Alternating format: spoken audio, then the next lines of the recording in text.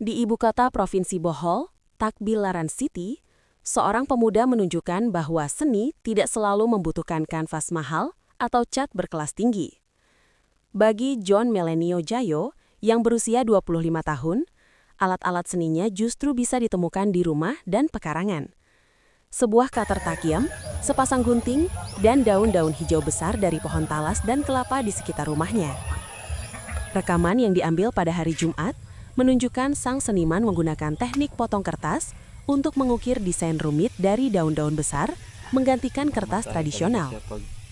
Jayo menjelaskan bahwa peralihannya dari pekerja pabrik menjadi seniman bukanlah pilihan mewah, melainkan sebuah langkah untuk bertahan hidup.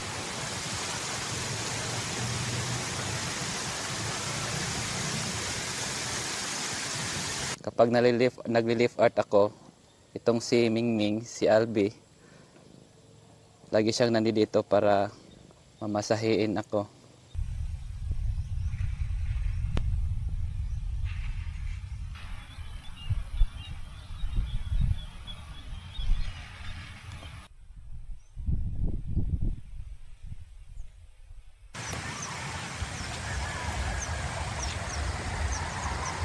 Nagsimula kasi ito nung pandemic. Nawalan kasi ako ng trabaho sa Cebu, umuwi ako ng Bohol. Tapos, walang mapaglilabangan, kaya wala kasi akong art materials, kagaya ng mga ballpen, lapis, ganyan. Mahal din kasi yon. Kaya ang ginamit ko, yung nakikita ko sa paligid, yung dahon na lang. Kasi mas resourceful kasi.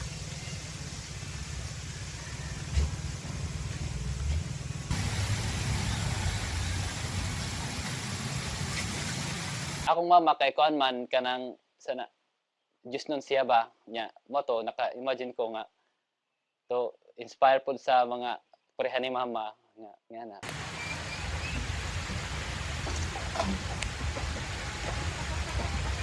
Paggawa ko, di na kailangan bumili ng ibang gamit. Yan lang, cutter lang, tapos gunting. Hindi ka na makapagastos ng pera.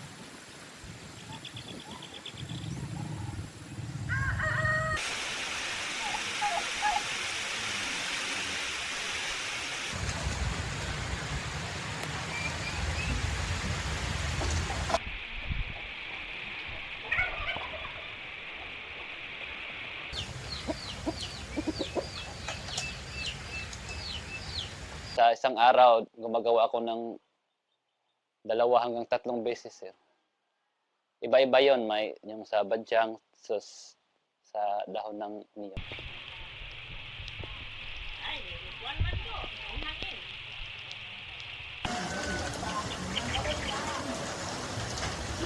Sa mga gustong gumaya sa akin na wag lang mawawalan ng pag-asa, practice lang ng practice, makukuha din nila yon.